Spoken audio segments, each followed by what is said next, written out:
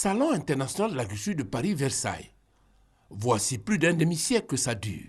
Un rendez-vous annuel pour les acteurs du secteur agricole et de l'élevage. 4 champs agricoles sont concernés. L'élevage et ses filières, la gastronomie de France et de partout dans le monde, les cultures et filières végétales, les métiers et services de l'agriculteur. Objectif premier, réconcilier les Français avec leur agriculture. C'est un rendez-vous à la fois professionnel, avec le concours général, les animaux, le concours des vins, le concours de tous les produits.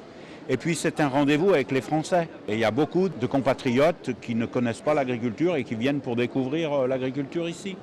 Tous les ans, ils sont plusieurs centaines de milliers de Français à visiter le salon. Au-delà de la France, mondialisation oblige, le reste du monde est là avec chacun son identité propre pour conquérir des parts de marché, échanger, exploiter les opportunités d'affaires, mobiliser des partenaires. C'est le cas de la Côte d'Ivoire, premier producteur mondial de cacao. Chaque année, il y a de nouvelles expériences, de nouvelles variétés qui sont mises au point. Et cela permet à nos instituts de recherche et bien sûr à nos acteurs aussi de venir s'imprégner des innovations technologiques dans le domaine agricole. Corriger l'image écornée de l'huile de palme de Côte d'Ivoire fait partie des objectifs de la participation ivoirienne de cette année. L'huile de palme fait l'objet d'attaques injustifiées.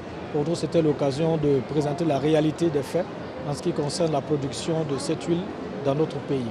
Nous avons choisi d'exposer un mannequin de tradition ivoirienne, une femme, pour bien démontrer comment l'huile de palme joue un rôle important dans notre culture à travers l'esthétique, donc avec ces savons traditionnels Kabakuru qui sont exposés ici à Paris.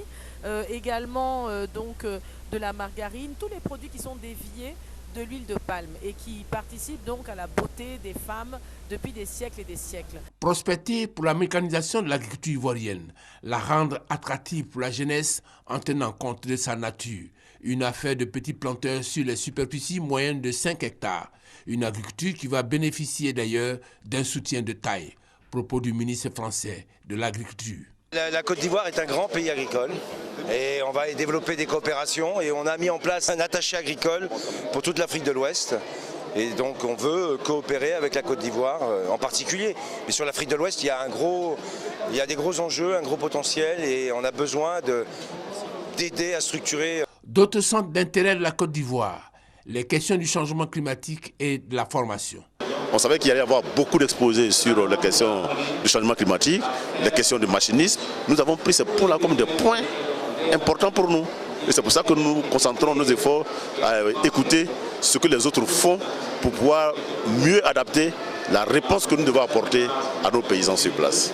Point d'orgue de la participation ivoirienne au Salon international de l'agriculture de Paris, vendre le SARA, le Salon de l'agriculture et des ressources animales 2015. La participation de notre pays cette année revêt un caractère particulier, en ce sens que nous avons décidé, à la demande du Premier ministre et du Président de la République, de relancer le SARA, le Salon de l'agriculture et des ressources animales d'Abidjan.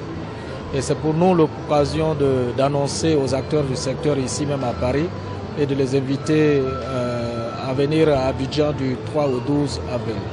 Pour cette offensive, les autorités ivoiriennes ont mobilisé 2 ministres et leurs proches collaborateurs. 2 ministres complémentaires pour réussir une chose, renforcer le leadership de la Côte d'Ivoire agricole dans la sous-région et les premiers résultats sont prometteurs. Notre objectif, c'est de faire venir des races telles que la race limousine, la race charolaise et la montbéliarde. Nous sommes tombés d'accord sur un principe pour permettre aux animaux d'accéder au SARA. Notre objectif, c'est de pouvoir transposer une partie du salon au niveau du SARA en Côte d'Ivoire. Nous, en général, c'est une promotion à l'échelle internationale, là où il y a un marché. Et on y est, on a un potentiel énorme et puis surtout avec nos pays frères et surtout avec les pays du continent africain, c'est avec justement ça, c'est un grand plaisir et honneur pour nous qu'on soit présents. Le Salon de Paris a fermé ses portes. Place maintenant au SARA, Salon de l'agriculture et des ressources animales d'Abidjan, qui reprend du service du 3 au 12 avril prochain.